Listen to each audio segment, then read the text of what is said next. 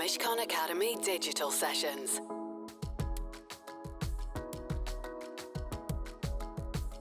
So welcome everyone, my name is Ed Hughes-Power and I'll be your host today.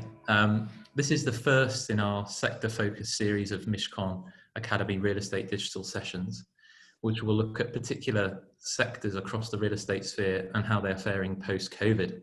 Today we're discussing the future of alternative residential. What we mean by that is student, build-to-rent and senior living.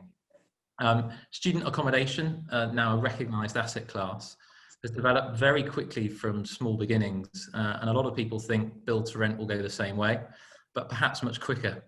It provides a professionalised, viable alternative to home ownership for what often people call nowadays is generation rent. Both sectors are appealing to the younger generation, and they want cool, well-designed buildings to help them through their student and young professional life. Senior living, on the other hand, has some ground to make up, but the concept's a very sound one. Older people selling their houses to free up capital to move into retirement schemes with all the amenities and services they need later in life. So we have plenty to talk about today, but I'm joined by three brilliant people who have all got some hopefully very interesting things to say. So first up, we've got Jeannie Wong, who's a Senior Vice President in Brookfield's Real Estate Group. Stafford, Lancaster, Executive Director at Delancey, with particular responsibility for Delancey clients' residential investment and educational portfolio. And then last, but by no means least, we've got Dominic, the Head of London Residential Development at Savills. Thank you, all three of you, for joining today. It's really appreciated. We've got quite a bit to get through. What we're going to kick off with, and it would be probably rude not to, is obviously the obvious question, COVID-19. What impact do you think the pandemic will have on investor confidence and tenant requirements for all three sectors? Yeah, well, in anticipation of this question, I asked my colleagues in our residential capital markets team that cover all the investment sectors, alternatives, and they say that as far as we can tell, I mean, it's a boring thing to say it's early days yet, but so far, investor confidence seems to be very real, and indeed, if anything, there's a bit of a gravitational pull towards residential. So far, so good, I think, is the message. Excellent. And then Stafford, I mean, from a BTR perspective, what's your thoughts? I mean, Get Living have got some fantastic schemes in London and the regions. I mean, what do you think the sector's going to do over the next few years?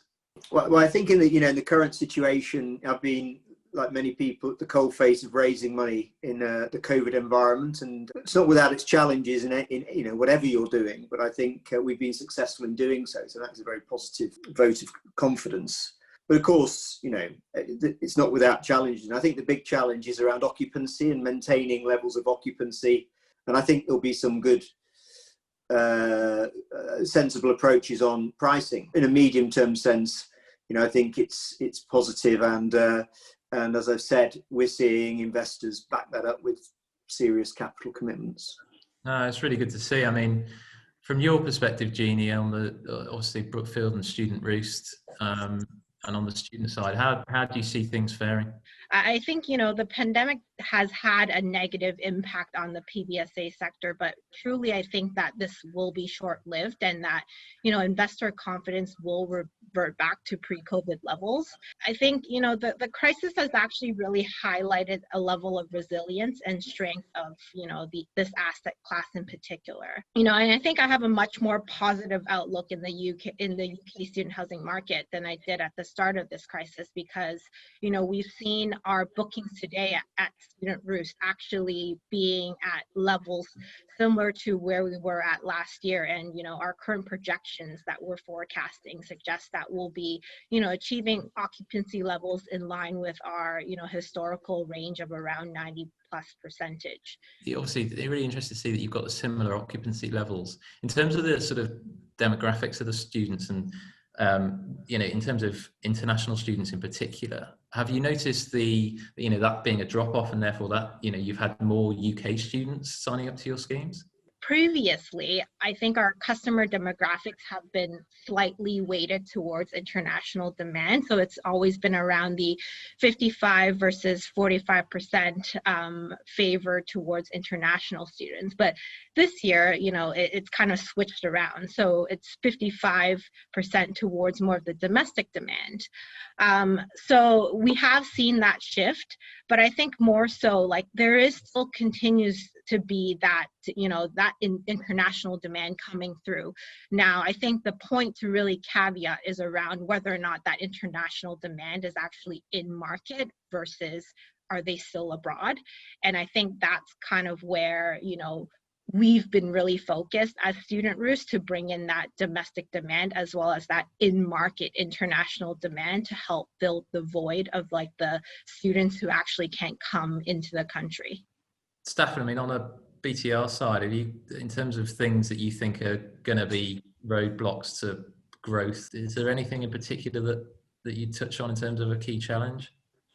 I think the perennial challenge is around affordability, really. I mean, the anybody operating on the scale we're talking about here, I think, which is large scale institutional type investment, has to be very bold in terms of the amount of stock it puts into a marketplace. And, what I've found is investors resonate towards a mid-market housing model. They find that as a source of comfort around this resilience piece. And of course, delivering with land cost, who knows what will happen to it, but decent land tends to, Dom will know more than me, decent land tends to hold its own, build costs don't go down. Dom, you've obviously, in the past we've talked about, co-living and, that piece of the jigsaw. Do you see that as an interesting development at all in light of the pandemic? Yeah, I do. Actually, COVID's definitely accelerated or highlighted things that perhaps have been around for a while, and co-living's been emerging. The more the government can do to sort of take the risks that have been washing around for a long time around planning and clarity about particularly build to rent where it's appropriate, the more everyone can get educated and understand the sort of money go round of it all, the better. What can we do to educate and highlight the sector more? Is there anything that we can do? I think that, there are some obvious sort of comments I often hear, like, for example, rental housing is a transient community. I think there's a lot of education, which I hope we can begin to build with real data as a number of, UK operators, in our little UK world. But at least we may be able to prove that it's not quite the case. There are genuine communities building around this housing and around these districts. But I think in the end, ultimately, it must be true in our housing crisis that all forms of tenure must be very welcome. And I think that's the overarching theme. It's the necessity, it's the need, it's the infrastructural element of this that I think will win the day ultimately. But long, hard yards ahead, as ever. Moving on to another topic, brands. What do we think about branding? Do we think it's important to the schemes that you're delivering? Prior to the pandemic happening, I would say brand has probably not majorly impacted a student's decision, but I do think that COVID has actually changed the perception of this, because students are actually starting to see and appreciate landlords who are much more flexible and more willing to give them more of a break, and really recognizing the benefits of actually living in a PBSA operated dorm. At Student Roost, what we decided pretty quickly in the early stages of the virus was that we allowed our students to leave their contract earlier in order to really protect our brand reputation. And I think the goodwill gesture really definitely helped our brand loyalty, I would say, and really established a stronger presence in the student industry. And we even saw like a higher percentage of new bookers booking with us for this upcoming academic year because of this decision. I mean, Stafford, from a BTR perspective, branding, should you brand? I think personally, I would obviously say yes. In terms of the way we've set up our business with Get Living.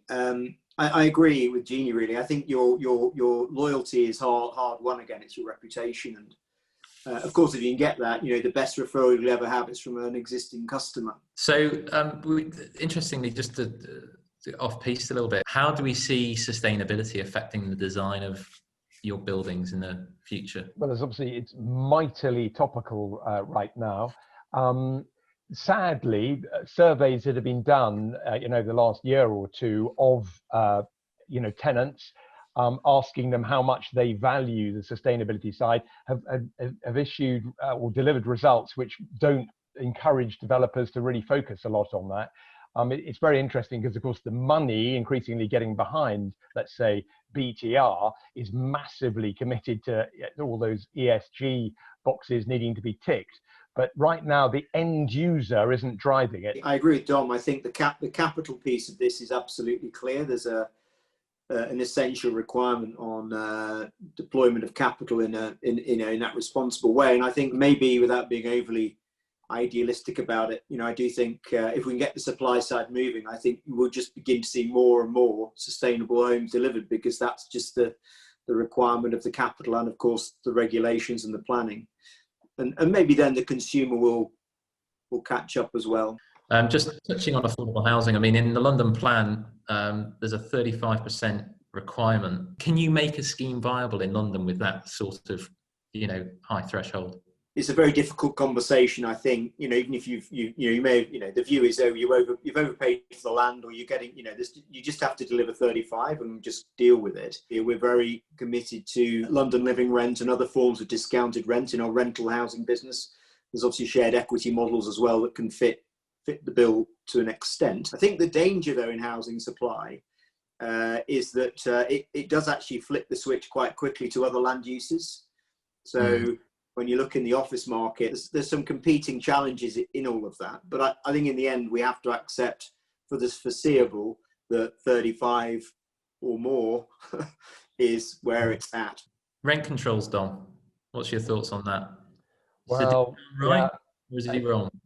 Well, history might say he's wrong because you just spook the money, and then the money doesn't come in that you need to make it happen, etc. Again, as Stafford said, it's a tricky one, this. Personally, I'm a sort of let the market dictate man.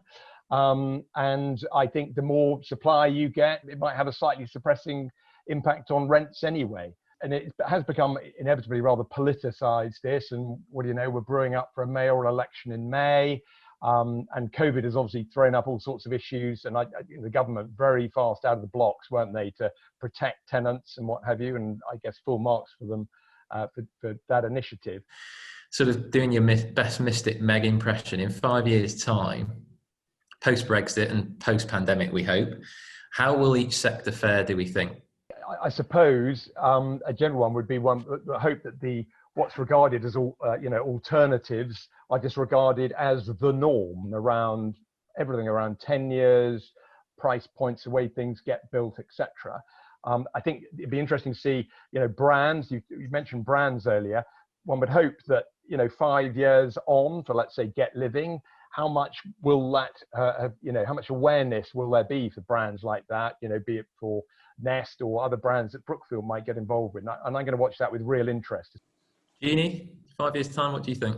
Honestly, I think the currency devaluation will likely be a consequence of Brexit. And, I think this will be a key mechanism for the UK property sector. I think from a rental perspective, the depreciation of the sterling will hopefully make UK living and tuition fees much more attractive. And then from a capital growth perspective, I think, in a PBSA market where, the majority of investors are actually foreign investors, I think the favorable FX rate will, hopefully increase demand for even more foreign investments to come to the UK, which will help keep the real sterling prices stable and, may even drive it upwards. Thank you. That's really interesting to know. Stafford, build to rent, Get Living, where do you think you'll be in 5 years' time?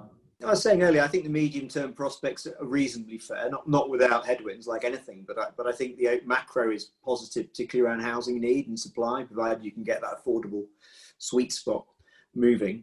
We're a cottage. These are cottage industries still, really, and I think we'll start to see big consolidators created. Could be a Get Living, could be somebody else who actually become big housing investment companies across 10 years. Including, I would think, student and co-living and other forms of product. sitting alongside registered providers, obviously already a major, provider of housing in the UK, and of course the house building business is going to carry on with that area. I also hope to see a proper secondary market as well, in the sense of just activity with residential investments moving around, changing hands, very, a good investment space, generally a liquid market. Yeah, because we've seen that obviously in the student sense, but we haven't seen it so much in build to rent. So that will be interesting over the next 5 years, which obviously, one of the key pieces of that jigsaw will be valuations and banking finance and making sure that, all those things are there to make that happen. I think that feels like a really good place to finish our discussion. So that just leaves me with a very, very big thank you to all three of our panelists, to Dominic, Stafford and Jeannie. Some really interesting thoughts today. So thank you very much for that. Thanks again, and see you soon. The Mishcon Academy Digital Sessions. To access advice for businesses that is regularly updated, please visit mishcon.com.